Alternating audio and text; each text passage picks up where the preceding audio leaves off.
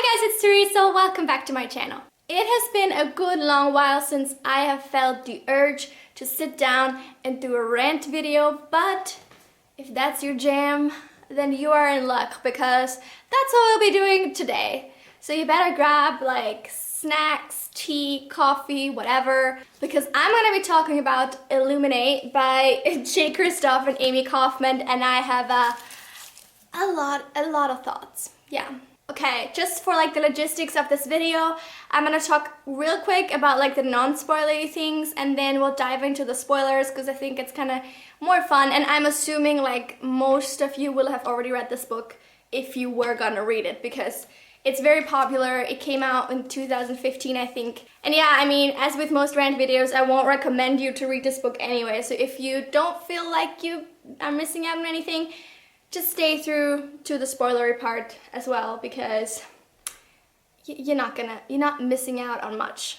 Basically, for a synopsis really quickly, as you guys probably know, this book is told in exclusively like file format basically. So the premise is that you are basically being handed this file of emails, IM records, transcriptions of like surveillance footage, of interviews, different just pieces of data basically that have been assembled into this folder that you're being given, which is now the book. And the file is about an incident that happened at a space colony. So apparently Earth has like colonized space, and there's a colony called Karenza 4. Karenza is kind of this illegal mining colony, I think, and they're being like basically attacked by a rival company like spaceship. And at the very beginning, the book starts out with an interview of two of the like survivors, Katie Grant and Ezra Mason. They are high school students. They used to be a boyfriend and girlfriend, but on the very day of this attack, Katie has broken up with Ezra, and they're both on different ships now, kind of being evacuated off the planet. And the whole thing goes from there. You get to follow them through their own interviews, through IM messages to one another, to other people, as I said, like different files, different accounts from different sources, and as the story unfolds, and that's how you kind of witness it. So as for the format itself, I know that that's most people's like kind of selling point for this book. They're saying like, this is so special, this is so unique because of the way it's told, and it's so cool and so fun and so different. And while I do agree to a certain degree, I don't think it really does as much for the story or the book itself as it could have, or you might want it to. I think it's definitely a creative idea to tell a story this way, but because it's being told from like so many very detached sort of positions, and we never really get any sort of insight into the people's characters or like their thoughts and feelings, except for maybe Katie's journal, but I'm not really counting that. It means that there's this certain distance that you have to the characters and to the story. In a way, it kind of feels like reading a Wikipedia page of some people's lives, and like it's really hard to feel like you're in the story with them. It's really hard to feel connected to the characters, because that's pretty much the point, like the results of the format is like there's this distance to them. And the authors sort of, I think, recognize that, and they're trying to alleviate these issues, but not in a way that works for me, because what I've noticed is they've kind of just like ignored the rules of the format to get back this like closeness that you would want from a book, like from a fiction novel centered around like characters that are supposed to be important to you. And what I mean by that is, for example, the sections that are supposed to be like a transcription of surveillance footage. So someone has actually sat down and watched footage of that happening. So technically you could argue that that's the same as having an omniscient narrator, but it's definitely not, because all that they could possibly remark upon are like sounds and visuals that they get from this recording. But then every single one of these like transcriptions invariably also includes like descriptions of things that they couldn't possibly gather just from looking at the footage. Like there'll be phrases like, oh, they this and this must be going through their mind, and like just way too much conjecture. And for that to be like a report made by somebody, like objective viewing a videotape of surveillance footage, like to me that does not match up. And I understand why they did it, but if you're gonna go for a format such as this that is by nature more detached from the characters, then you're just gonna have to deal with it and kind of work your way around that in a way that doesn't completely like invalidate the format at the same time. Like, does that make sense? I just kind of got really frustrated with it because I was like, you can't possibly know this, you can't tell about this, like this is just something that the authors want us to know, but based on what they've said that this is, like the format that this is, they couldn't possibly know it. Overall, I think that this book was a fair attempt at being what it was supposed to be, I guess. But it didn't get there at all. I didn't care for the characters because Katie and Ezra are both horrible people and it's just idiots, I'm sorry to say. And then the rest of the characters, there's not really, you can't ever really care for them. There's too many space officers and personnel to track, and then they tell you that they died, and you just don't care because you didn't exactly know who they were in the first place. Another thing that kind of falls away with this format is watching the characters form relationships with other characters, because they literally only just give you glimpses of maybe one conversation that they had with one another, and because there's no descriptors, no actual description of events or of just people's thoughts and feelings and whatever, they're just gonna tell you that now they're friends when you've read one conversation between them, and then you're supposed to care that their friend dies, and I'm I don't care. To me, as an outside spectator, this is a person they had one conversation with. For me, there's no visible bond between them, so I don't care that they're dead. It does not mean anything to me.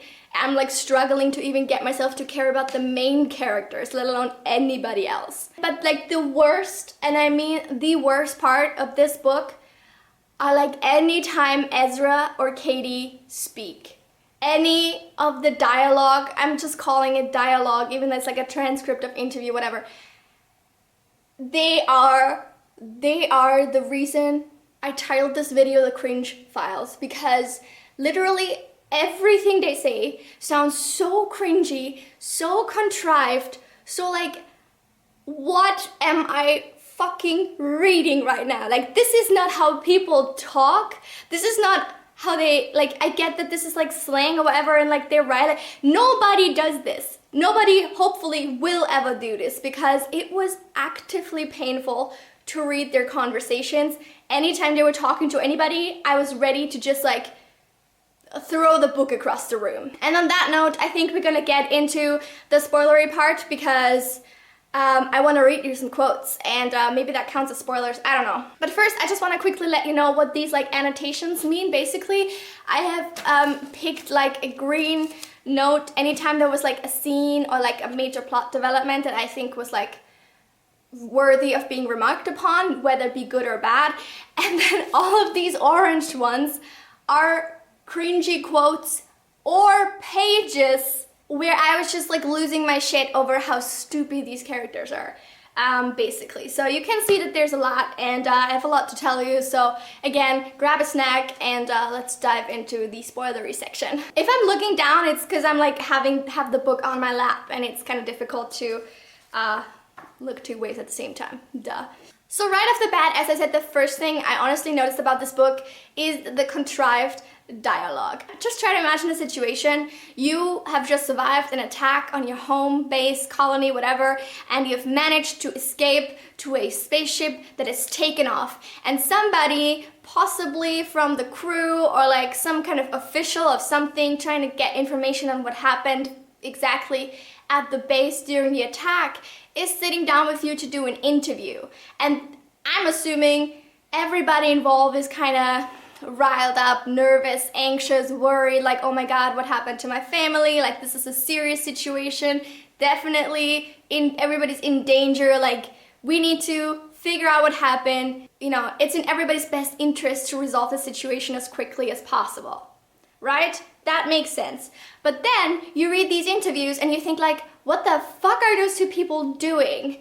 Essentially, both Katie and Ezra are so fucking rude to the person interviewing them, and it's for no apparent reason. Like, it does not compute in my brain why that would elicit such a reaction from them. Oh my god, they're being asked questions about this attack that they survived and so many people didn't. Like, how dare you ask me that? Like, I know you're trying to just like save all the people and like figure out what happened, but how fucking dare you, right?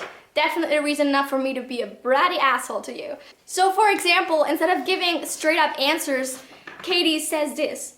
And like the interview asks, what was it like outside the school? And she says, there were a lot of explosions and a lot of dead people. Dead civilians who worked for a fucking, I'm assuming, because it's like all the swearing is redacted, but I'm assuming, mining company. I mean, imagine you're an interstellar corporation, right? You discover an illegal mining op run by one of your competitors. Do you A, report it to the UTA and laugh at the fines as the fines roll in, or B, jump in an attack fleet and X out every man, woman and child on the planet? What the hell was Baytech thinking? Like, who talks like that? You're sitting in this room with this interviewer who's just asking you a question like, what was it like? And she's like, well, imagine, do you A, do this? It's like, it's not a quiz show. Who the fuck do you think you are? So this one is actually from page 3, which is when I started hating Katie. And the interviewer just asked like, you evacuated at that stage. And she says, you make it sound way more organized than it was. And he asks, how was it? And she says, all kittens and rainbows, apart from screaming and explosions. Why is it impossible to get one straight, like, non-sarcastic sentence out of you about a really serious, dangerous situation? What is happening in your brain right now? Is it too much radiation? Is it just like frying your brain cells? Or are you just a shitty person? So based on this interview, they're assessing Katie and Ezra whether they should be conscripted into like duty, like they have any skills or like anything to help this mission basically. And in Katie's report, it literally says she's uncooperative, unwilling to like, has like an authority issue or whatever. And we're just not gonna bother with her because she's more trouble than she'd be worth. And for Ezra, they just put like, yeah, he can be like a fighter pilot, obviously. So basically, they decide not to use Katie for anything, and they actually say in the report that she's obviously smarter, but she's trying to make herself seem less smart so that she doesn't have to like help them, I guess. I don't know, it doesn't make sense to me. And keep that in mind for the rest of the book, which basically just is trying to make us feel like Katie is such a hero and she's saving the entire fleet, and she's just like so smart and beautiful and perfect. But like, let's just remember this moment where she actively tried not to get burdened with any duties that might have her help this mission. Then we get treated to another interview with Ezra where he is also being really kind, and he says, like, he gets asked a question like something about like how he broke up with her, like what happened. I don't even know why they would care, honestly, but then this answer is just, he says, that's so not your business. It almost punches clean past the event horizon of not your business and becomes your business again.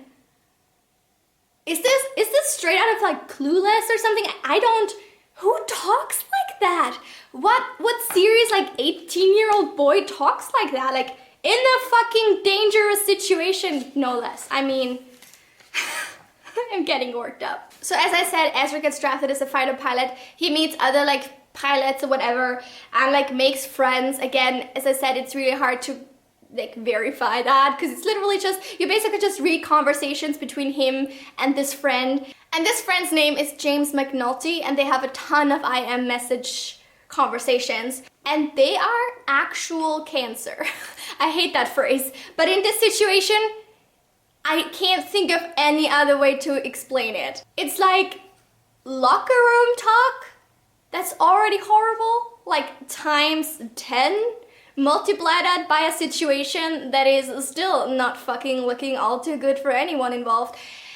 and you just get the biggest shit show of your life. Okay. Basically, I could quote their entire conversations to prove my point, but I'm just gonna pick out the, you know, creme de la creme. First of all, Ezra keeps calling any and everyone chum, which is the first red flag. Whenever McNulty says something that he doesn't like, he like threatens him in a strange way to like sleep with his sister, and it's just obnoxious. Basically, in this case, Ezra got a message from Katie, and he didn't think it was from her because she'd been ignoring him for a while, and he thinks that McNulty has kind of like pretended to be Katie messaging him, and like he basically rips him a new one for that without even knowing that it was him. He says things like, I take this as a declaration of war, presuming they don't line me up against a bulkhead and shoot me after my court-martial tomorrow. I will be making sweet, sweet love to your sister by week's end.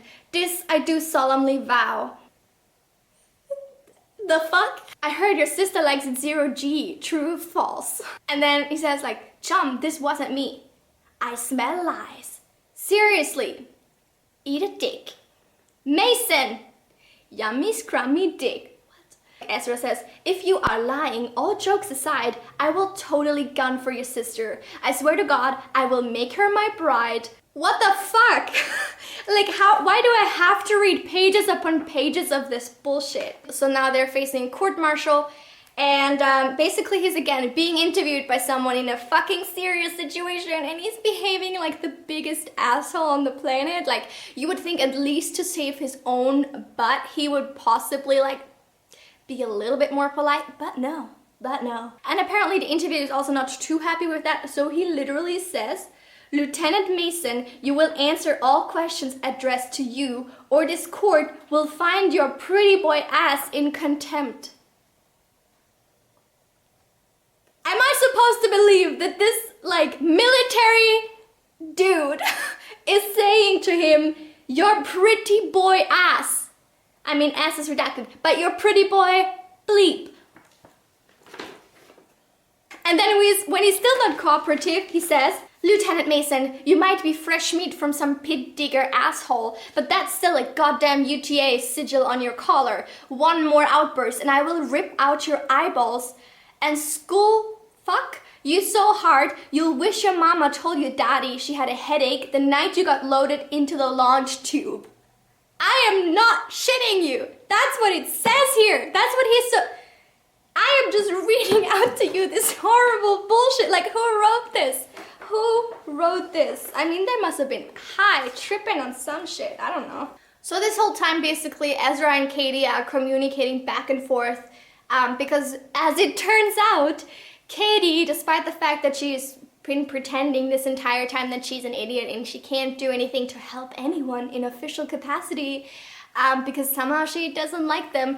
Like, she literally says things like, yeah, I don't know what they're doing, like, I don't trust them. And like, when you read the whole book, you find out, like, at that point, no one was doing anything wrong yet. Like, how do you not, what are you doing? What do you mean you don't trust them? So you decide, like, not to help them, save all of your collective high? It's like, because as it turns out, she's a hacking genius and she can do anything. Nothing is beyond her. We don't know how she learned this skill at 17 years of age, but apparently she's a master hacker and nobody can track her, and she gets contacted by this weird dude from the underworld of like of the Hypatia, I can't pronounce that. And they kind of set up like this talking situation. Like, I feel like nothing really happens in these conversations. And we kind of started finding out that like Katie broke up with Ezra because she had the feeling he didn't want to be with her anymore, and so she kind of just like wanted to do it first. He still seems like into her.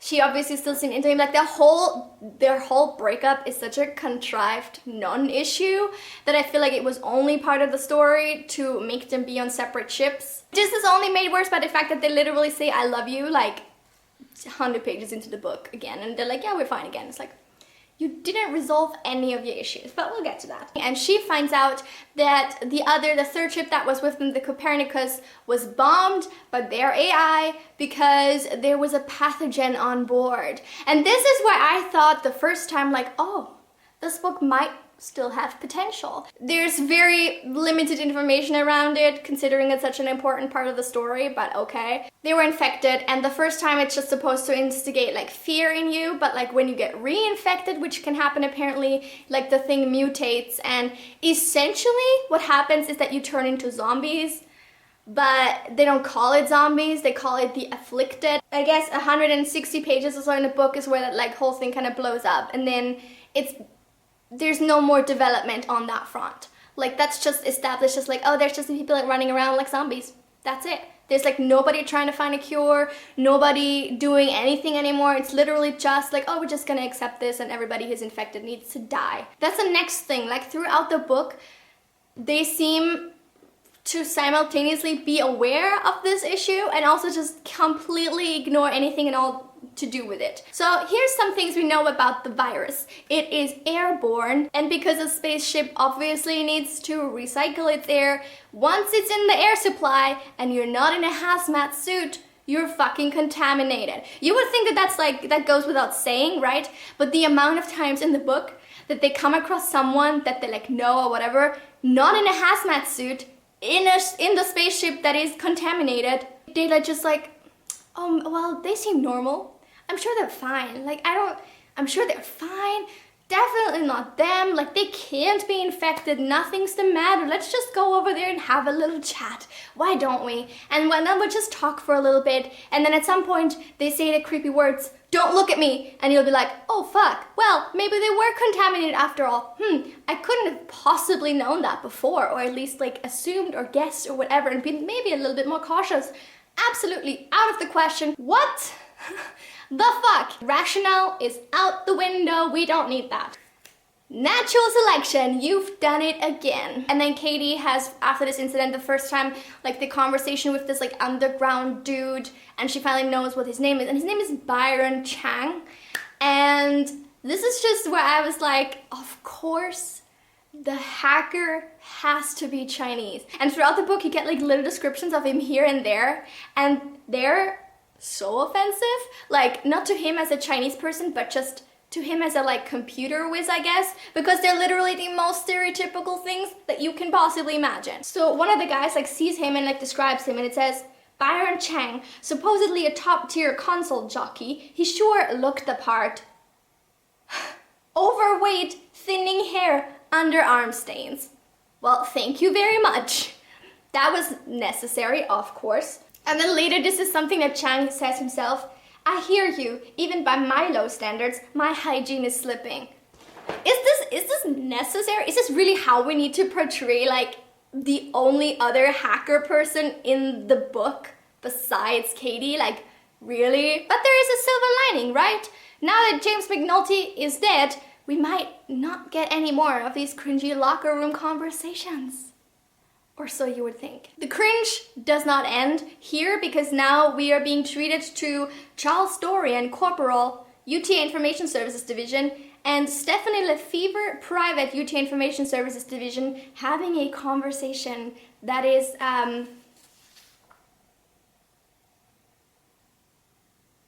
something. Again, keep in mind, very dangerous situation all around. She says, Dorian, this install sequence still isn't working.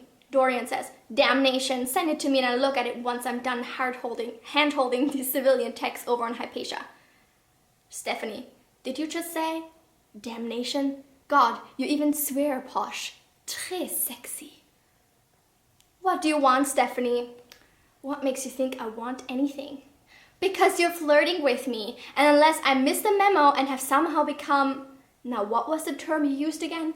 Oh yes, the last functional, I'm assuming dick, in the verse, then you want something. So what can I do for you? She says, how about you meet me in server room D and tear me out of these coveralls with your teeth? He says, just writes ... which is also my reaction. Are you serious? She says, lol, oh lord, no, lol, lol, lol, lol, lol. And so on and so forth. Like how... I have no words. I think you get it. And as you probably have already guessed, Ezra and Katie also are having these types of horribly inappropriate conversations in very bad times. She says, I was totally just in it for your manly physique, you know? I watched so many boring G-ball games for that physique, and all before you even asked me out. He says, boring? Okay, now you're hurting my feelings. She says, I'm flattering you, idiot. He, you know, you've really got to think of a better pet name for me than idiot. What about Sweetie Puff, Sugar Pants, no wait, Cuddle Pie? Just what? Then we sometimes get like sections where Katie writes in her journal and she's just like, oh my god, I love Ezra still, like I need him, my dad might be dead, her mom, by the way, is over on the other vessel because she was transferred, the one that got blown to shit. And so she's just like, my parents are probably both dead, oh fuck me. Of course they are, because this is a YA novel and you can't have parents. It's impossible. Ezra and Katie start making it so much worse with how they talk to one another. Katie says, and here I am, asking you to be here for me exactly like I wasn't for you. More than I deserve, I get that. And Ezra says, more than you deserve? You deserve every star in the galaxy laid out at your feet and 1,000 diamonds in your hair. You deserve someone who'll run with you as far and as fast as you want to, holding your hand, not holding you back. You deserve more than I could ever give you, Katie. We have more beautiful cringe in the form of this heart. Is that called A6? I don't know what it's called. But basically this is a Shakespeare poem, a little one that you might know, called Shall I Compare Thee to Summer Say? And that's literally what he sends her. Yeah, I literally have not stopped puking throughout this entire book. And then Aiden kind of ends the picture. It's like back up because they needed to destroy the Lincoln. I don't even know.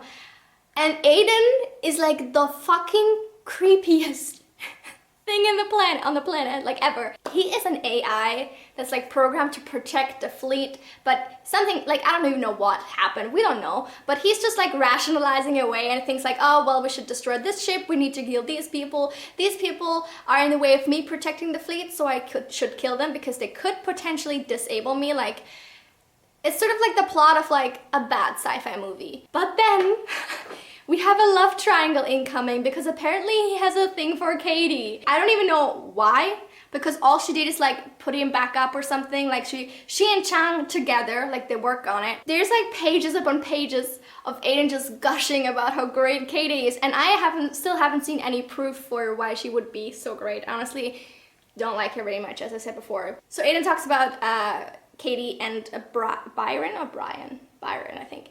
So odd a pair, she and he, a duet in code and electron, age and youth and cynicism and hope. Can I just add quickly that Katie is 17 and Chang is like 27, so I don't know where the age comes in because he's not that much older.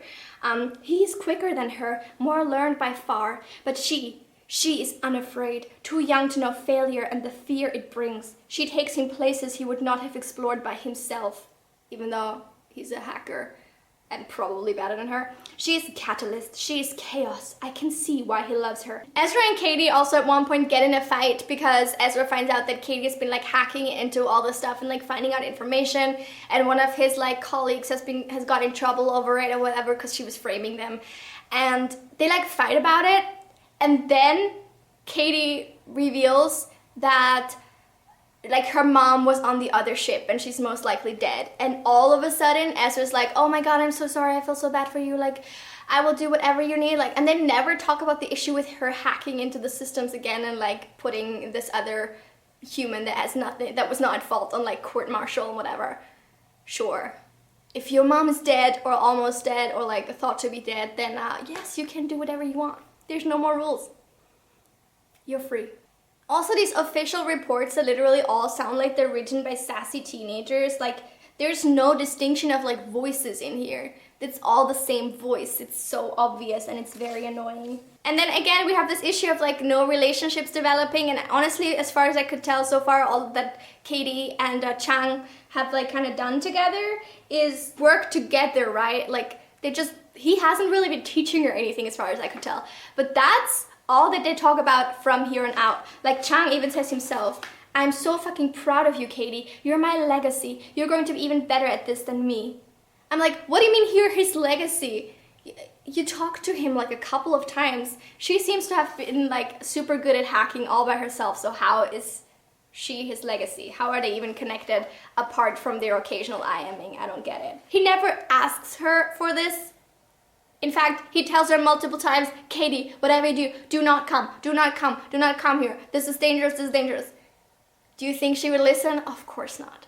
So she decides, in her supposedly superior brain, we learned she has an IQ of 147, by the way, just as a side note, to enter a spaceship that is full of infected air and also afflicted people that you might know that will try to kill you. A spaceship that is also run by an AI that wants to kill everyone and is simultaneously the main target of this other spaceship following them. Honestly, like maybe if this was like the biggest love of the century, that might be worth it. But from what I've gathered so far, it's not it. We also get the wonderful trope of like incompetent and stupid adults in this book, because literally all of the adults are constantly being vilified for their actions. It seems like only Katie and Ezra and maybe Chang like can do no wrong. Everyone else is clearly heartless.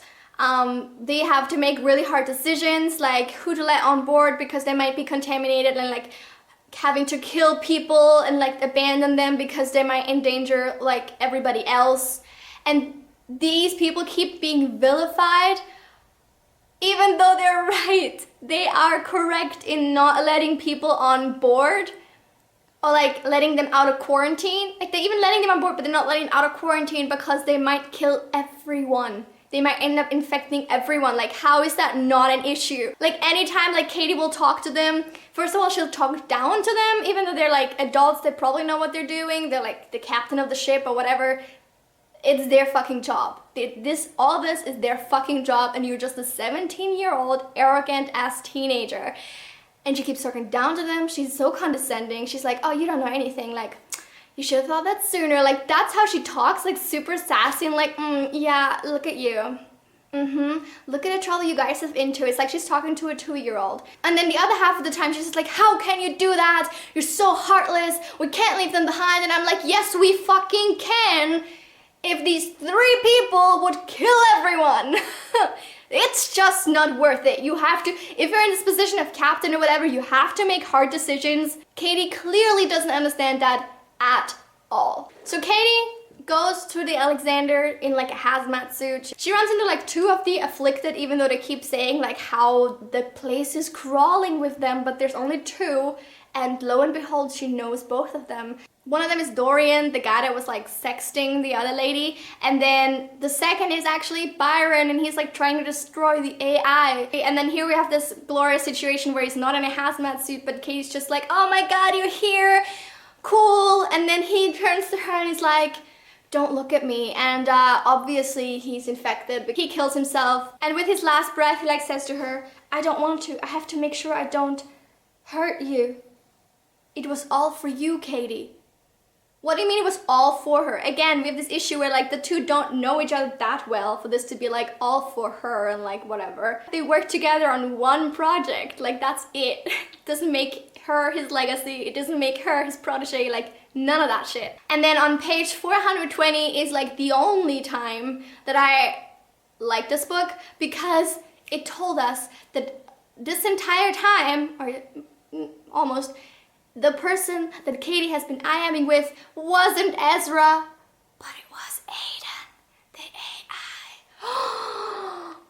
Woo! That's really cool. That's the only plot twist in this book, but it's a good one. It's a good one. I was on board. I liked it. I was like, oh, this is so cool. Please let Ezra have just like died on the planet. That would have been such a cool idea. Like that would have actually made me care, right? Like, yes, he was dead this entire time. She never like talked to him. He didn't exist. I mean, obviously doesn't really make sense because like other people had like conversations with him as well, and he like did so. Yeah, I get it, but like it would have been really cool. Just like, I'm just saying, it would have been really cool. And Aiden lets her know that Ezra is actually dead and that he's like just tried to lure her on the ship. What I don't understand is why he never then asked her to come and instead like told her repeatedly to not come. That seems like counterproductive, but apparently it worked, so I don't know. So Katie helps like get the ship running again, and this is like the most boring section of the book. I was like skim reading parts of this because I didn't care. Like there's no more characters except for Katie and Aiden, and then like random other people that I hadn't cared about to begin with anyway. Like Katie is like finding the survivors and like getting them to safety essentially, and she actually makes them call her Astro Princess because apparently that's something that like Ezra calls her, and that's just like something that, you know, it makes sense of course to then go around and be like, look, this is the nickname my boyfriend has for me, so please all just call me Astro Princess, because that's not pretentious at all. They send nukes to the Lincoln. This is my question here as well. How and why did they not do this earlier? Like all they did now is they let the Lincoln come close enough to be in the range of nukes. Like that's what they did. That's like grand plan. And I'm like, well, you could have done this like 6 months ago. Just waited for the Lincoln to come, nuked them. Finished, done, scene. Why did you not do it sooner? And maybe because they did retaliate, so like last minute they also sent their nukes, and like the ship, the Alexander, got like mostly destroyed as well. But I mean, you could have just like evacuated the fucking ship and then like sent it on a suicide mission. I don't know, like it just, there's no reason why they would have to absolutely wait until that point in the story to do this thing that they could have done all along. Like it makes no sense. She suffers from radiation poisoning now, and she's leaves on an escape pod that apparently was also there all along, but no one else of the like 1,000 people that were still alive there used it. And then she's sent off in the universe. The Lincoln is destroyed. Aiden comes with her, and she's picked up by the patient that like where the captain had a change of heart after all and decided to return and look for survivors, and they picked her up and brought her home, and at the end, and oh wait, Ezra isn't dead yet. Of course he's not, because what the fuck is a YA book without a romance? And you can't kill off the love interest, even though that would have actually made him interesting in the first place. I think that we have made it through the whole book. I don't know how long this video is. I had fun though. I had fun getting this off my chest. So overall, I'm going to give this book, I think, a 2-star rating. I don't even know what the second star is for, except for maybe the revelation of like Aiden having pretended to be Ezra and whatever. But even that could have been taken so much further and like had much bigger of an impact. I don't know. I hope you enjoyed this video. I definitely enjoyed filming it. I had a lot of fun just now. I do not understand how this was written by the same person that wrote Nevernight. Like, how is that on this? This is like so not on the same level. Please let me know in the comments what you think of Illuminae, if you've read it, if you agree, or if you really enjoyed it, and if you did, why did you enjoy it so much? I want to know. Thank you so much for watching this video, and leave a like and subscribe to my channel for new videos every Tuesday and Friday. I will see you then. Have a lovely week. Bye!